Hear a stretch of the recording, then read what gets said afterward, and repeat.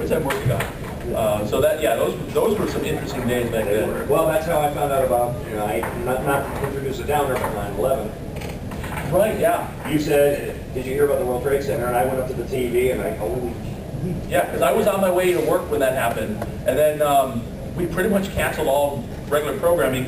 And I think at that time Blacksmith was on, and he just streamed CNN.com. Yeah, I took it from or maybe it was you. It was me during the day. I ran my microphone from my basement up to the living room, put it next to the TV, and we said, to hell with copyright. This is pretty important. And on Dementia Radio, in fact, if I'm not mistaken, I think some other people from outside of our sphere found it and were...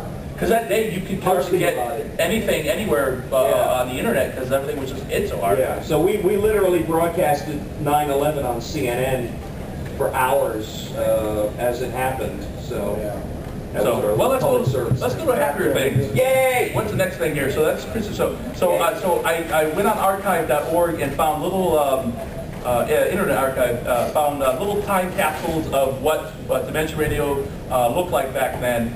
So here is the web page from July 2001, July 21st, 2001. So this is all it was. And then so the logo was the logo I made up, and if we get stuff to load, I'll show you what it used to look like. Most of you should remember what the logo used to look like a couple years ago. And basically all it was I hired someone to do a logo for Dementia 2001, and he did an awesome job. He used to do a lot of fan art on WeirdAl.org. I can't think of his name. But I love his stuff, so I think I paid him $100 for the Dementia 2001 logo, and I'm like, why get a new logo? And I just took out 2001 in Photoshop and put in radio. So it's in Dementia Radio. And that's all I did. I mean, we were just doing whatever we could just to get it up. I believe that is still the background for the web chat. Yeah, you're right. You're right. It is. We never changed that, did we? So it still says, hey, under construction. Remember back in the day when all web pages said under construction. So here's the schedule. So Monday nights, Cream Cheese Library, Toad Elevating Moment, and then Goat Cheese Pizza. Pizza. So he used to be my roommate, and then Mars Elliott. So just one night show. That's all we had. Do you remember the DJ shouts I did? The what now? The DJ shouts I did for you guys? Oh yeah, I still have Let's get down.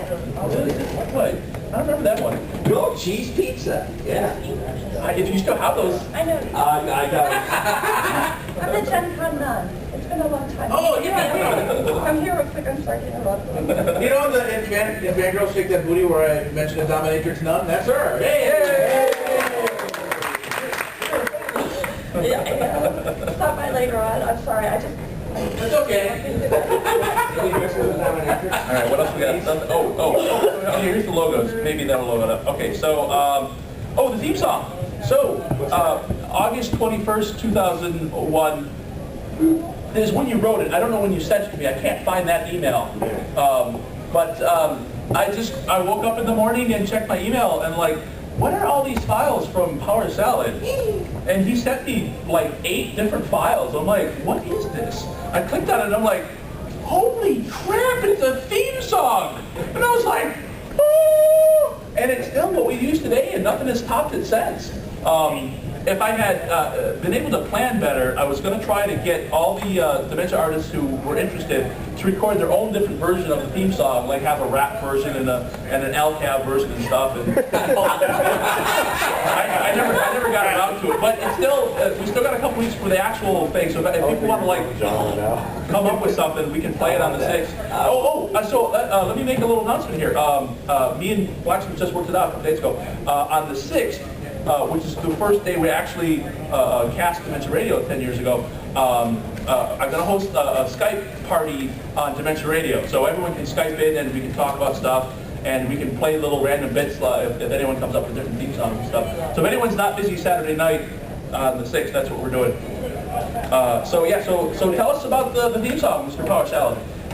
Oh my, I just got thinking about what it is and what we're trying to say and what we're trying to do. And at the time, my studio had a I was working with a 16-track reel-to-reel tape deck, and I thought, let's do something kind of swingy, because it's showbiz. This is sort of my concession to show business. And I just started writing some lyrics about, hey, you know, if you think life sucks, come on and listen to Dementia Radio, because it's ridiculous. And I wrote out a chart, I wrote a melody, I wrote some chords, and I took my, if you want trivia, it was recorded on an Alesis QS6 synthesizer. So, there you go. Wow. So I actually scanned, a couple years ago, you sold that original sheet music, and I bought it for a ridiculous amount of money because I outbid myself. Bill, you outbid yourself this time. I have two eBay accounts, and I bid on one, and I'm like, oh, I got it. And I bid on the other, and I'm like, oh, and they outbid each other. I'm like, oh, whatever. So this is actually the scan of it, and we can barely see the date starting to show up here. So maybe it'll load by the end. So, all right. So then I wanted to show you the logo. I don't remember when the logo changed, but it might pop up here. So this is what thelandofdementia.com looks like today, and the logo should pop up here, but it's not, so it's going to take a while. What I eventually want to do, I left thelandofdementia.com up because it actually is mentioned in some liner notes of Dr. Mento's Facebook page. And so I wanted to leave it alone as a place that people can come to and then find other things. Eventually what I want to do with thelandofdementia.com is have it be a RSS feed for all other dementia-related things. So we get bump RSS feeds and Power Salad, you know, whoever has an RSS feed for news can all just come here. But that takes work, and I have other things I'm doing. So then we get to November 5th, 2001 is when Luke's show was announced, and I think I have that email here. Yeah, here it is right here. November 5th, 2001, and I didn't edit these at all, except for a little bit. We might see a person's name in some of these. Just ignore them. If anyone has any questions about why we're ignoring them, ask me later. Not much going on. Other big news coming down the pipe. Great Lakes Ski's new show, and I misspelled it. Revolutions of Dementia. And I have the email also where Luke goes, Bill, you dumbass, it's Dementia Revolution. Like, sorry. It's going to premiere on Thursday. So this is when the announcement took place. The show premiered, I'm assuming it went off this way, November 29th, 9 p.m. right after Cream Cheese Library. By this time, Cream Cheese Library had moved to Thursdays. So that's why Luke's on Thursdays, because he followed Cream Cheese Library. So Luke had a great show back on Warp Radio, and tune in, blah, blah, blah, blah. So, yeah. You did edit it. I did edit this one. Oh, okay. So, 7 p.m. and then they had a total elevated moment. So this was Monday. So Wednesdays was, we also had Chris Waffle doing his musical that's right. back then. And then Thursdays was Cream Cheese Library. So we're up to 3 days at this point in time in 2001. Hey.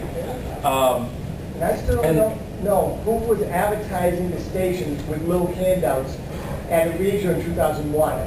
Apparently, right after you announced the station, somebody put up flyers about announcing about this new online station at a region 2001. I don't remember who that was. I don't know who it was. I remember picking it up. I remember in 2002 saying, oh, that's right, I need to listen again, and started listening right after region 2002.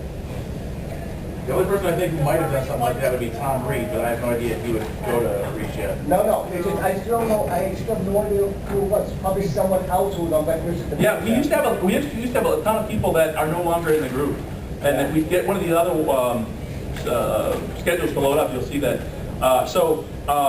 Back then I was calling the Randomcast the Autobot, and this is where we changed, sometime between the last thing and this one, is we changed port numbers, and I found the email of why we changed port numbers. We were just randomly assigned a port number when I changed to a new server, and they gave us 37 and 35. So that's why we still use those today, because we were randomly assigned them years ago. Well, then how did we get 27? Well, we said, oh, well, 27 is a better number, so we made 27. Oh, okay. So, yeah, we're on 27 as the high stream right now, aren't we? So, but no, 37 and 35 are what we use for our back end stuff. Oh. When the DJs cast, they actually cast at 35. And then I think Sam is on 3070. Yeah. Yes. Yeah. So, a little bit of back-end trivia there. So what do we got here next? Logo. So then the rest of it was just different web pages I was from different points in time I found interesting, which aren't loading up. So that's pretty much it for my stuff. Like I said, you can go to dementiaradio.org/10 to see all the different web pages and stuff. But I found some really interesting ones with different schedules. We used to have several DJs who I didn't even recognize on the schedules. I'm like, who are these people who disappeared? I mean, we still remember Mr. Vertigo. Yes. Mr. Vertigo actually showed up to Blacksmith's wedding, and I found one of the schedules where it had Blacksmith, and I didn't realize that he started casting it in 2001.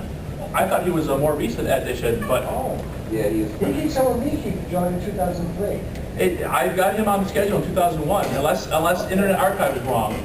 I think he went away for a while, but then he came back in 2003. We all went away and came back for a while. I mean, right after 9/11, actually went away for a while because of various things. Yeah, I remember one time you stopped casting like for a while. Well, That was right after 2001. You also stopped casting a long time I had ago. wrong people. I think I stopped casting because I just had so much to do for Dementia 2000 that Dementia 2001 that I just gave it up for a while, and then I came back. And then eventually I moved to Wednesdays because Buffy the Vampire Slayer was on Mondays. And I'm like, I need to watch Buffy. And then it moves to Tuesdays. And I'm like, oh well. So but that's why I'm on Wednesdays nowadays.